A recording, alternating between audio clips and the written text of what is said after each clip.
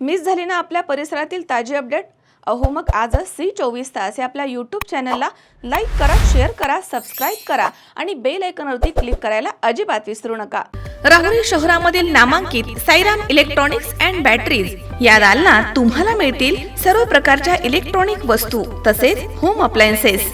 साईराम इलेक्ट्रॉनिक्सचं नातं आहे खास, प्रत्येक घरात गुणवत्तेचा विश्वास। उन्हाळ्यामध्ये थंड कूल करण्यासाठी AC, fridge, cooler, deep fridge यांची भव्य अशी रेंज। साईराम इलेक्ट्रॉनिक्स खरेदी विक्री संघ, नगर मनमाड रोड, राहुरी।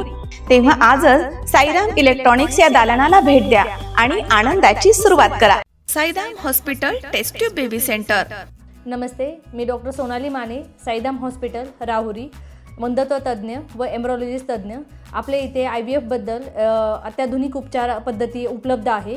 तर त्यामध्ये IVF, ICSI, embryo donation, egg freezing, sperm freezing तसेच सरोगसी माताबद्दल सल्ला पण आपल्या इथे दिला जातो। आपल्या इथे हमखास गुण येण्यासाठी प्रयत्न केले जातात। साईराम हॉस्पिटल लॅप्रोस्कोपिक सेंटर आणि test baby centre, court area, Bhagyashree हॉटेलच्या पाठीमागे, राहुरी। पाठदुखी, कंबरदुखी, खांदादुखी, सांधेदुखी तसंच मणक्याच्या आणि पॅरालिसिस आजारांपासून डॉक्टरकडे जाऊन वैतागले आहात का? तर आहे ना राहुरीमध्ये आयुर्वेदिक खात्रीशीर उपचार। Doctor Melavane hospital and spine care therapy centre, Rahuri bus stand समोर। डॉक्टर केतन धनंजय मेळवणे, संपर्क 9890 42 52 40। 25 वर्षाची परंपरा, डॉक्टर मेळवणे हॉस्पिटल।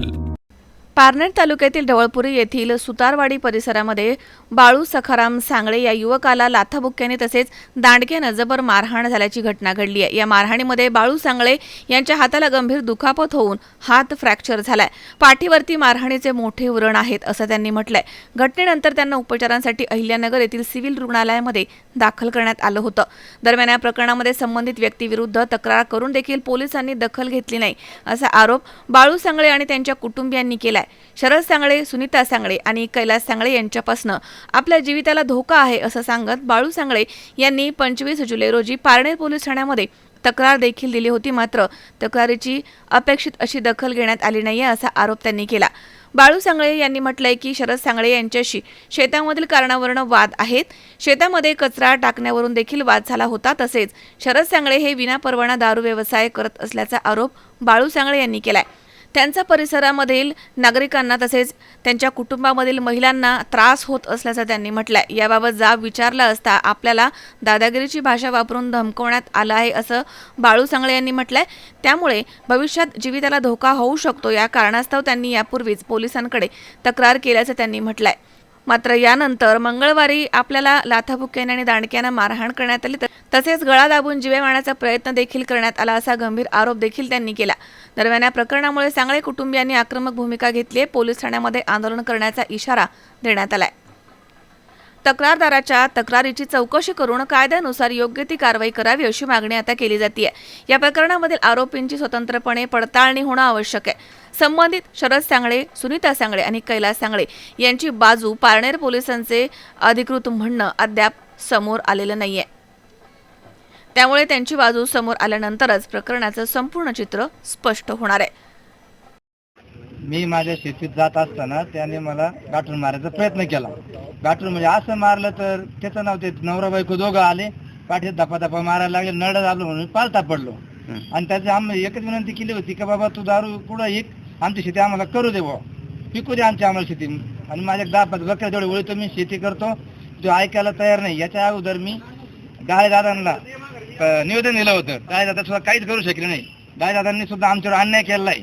हे दादांना तर मी विचारलं पाहिजे जाब प्रशासनाने हे कशामुळे मॅनेज होऊ राहिले। आम्ही जर 26 तारखेला आम्ही तुम्हाला इन्फॉर्मेशन देऊन की माझ्या जीवाला धोका आहे तरी दादांनी त्याला बोलवणं केलं नाही। मग कशामुळे नाही बोलवणं केलं दादांनी? ज्याच्या आम्हाला विनंती प्रशासनाला विचारण्यात जाब आहे आमचा, नाही तर माझ्या जीवाला धोका आहे। आत्ताच मी मारता वाचलेलो आहे। आणि जर दादांनी आणि प्रशासन आम्हाला जर नाही न्याय दिला तर मी इथंच उपोषण करणार, आम्हाला मरणार इथंच। मग घरी जाऊन तर काय करणार? काटा कोरडून मरण्यापेक्षा इथं मेलं चालेल ना। आता माझ्या मग कोण नाही, एक मुलगा, हा बारीक मुलगा आहे, हा भाऊ निंबेर तांबेर राऊर तालुक्यात राहतो, हा नगर तालुक्यात राहतो, त्यांचा व्यवसाय वाघ यांचा, ते तिकडे राहतात। मग माझ्या मग कोण आहे? याच्या मग गँगस्टार आहे, 10-5 पोरं पाळून ठेवतो तिथं, कोणाला पैसे देतो, कोणाला पार्ट्या देतो। दिवसभर तिकडे मासे मटण पार्ट्या चालू असतात वावरामध्ये आमच्या पुढं पण सारे याच्यामध्ये फेक बाटल्या फेक गाला असतं याचा कवर त्रास सहन करायचा. प्रशासन याच्या ताकदच नाही, मग प्रशासन कुठं बळी पडलंय याचं मला विनंती माझी प्रशासनाकडे. ओके. ढवळपुरी परिसरामध्ये सुतारवाडी या ठिकाणी बाळासाहेब सांगळे यांच्यावर जो हल्ला झाला त्या हल्ल्याचा मी भयाड निषेध करतो आणि पोलीस स्टेशनला त्यांनी 26 तारखेला गुन्हा दाखल करण्यासाठी आले. तर पोलीस स्टेशननी NC साधी दाखल करून घेतली. त्यांचा हात त्याच्यामध्ये फ्रॅक्चर आहे, पाठीला एवढे वळ त्यांचे आहेत, पायाला आहेत. अशा प्राणघातक हल्ला त्यांच्यावर दारू विकणाऱ्या मंडळींनी समजा जो आहे कोणी त्याच्यावर प्रशासनाने कठोर कारवाई केली पाहिजे.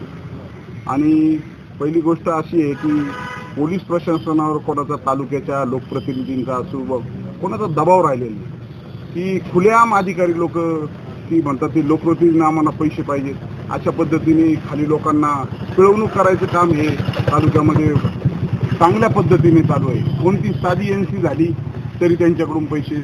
आणि ह्या प्रकारे जर अधिकारी वर्ग पर्यटनची फाईल घेऊन येणारे लोक किंवा देवस्थानच्या कुठे फाईली घेऊन येतात त्यांच्यामध्ये डायरेक्ट सांगतात की लोकांनी आम्हाला लोकप्रतिनिधींना पैसे द्यावे लागतात. हे पैसे लोकांकडूनच लुटून कुठं न्यायचे त्यांना पैसे, हा एक सवाल आहे. आता उद्या काही पालकमंत्री महोदय येणार आहेत, आम्ही त्यांच्याकडे पण तक्रार करणार आहे या विषयाची. पोलीस स्टेशनला हा सगळा अर्थकारणाचा व्यवसाय चालू आहे, हे कुठंतरी थांबलं पाहिजे. आणि अशा या कडूसारख्या घटना त्या गावामध्ये ते दारूबंदी यांनी कठोरात कठोर कारवाई करून केली पाहिजे, रेड केल्या पाहिजेत. हे दारूवर अवैध धंदे हे तालुक्यातले बंद झाले पाहिजेत अशी माझी प्रशासनाला विनंती आहे. आणि हे पोलीस स्टेशनला असेल, तहसील असेल, हे महसूल हे डिपार्टमेंट लोकांना, गरीब लोकांना इतकं छळण्याचं प्रमाण चालू आहे की एक माणूस जवळपुरीहून यायचा 50-60 किलोमीटर यायचा इथं, तर त्याला 10-10 वेळा चक्रा मारायला लावतात आणि त्या माणसाचं कोणत्याही प्रकारचं समाधानकारक इथं काम होत नाही.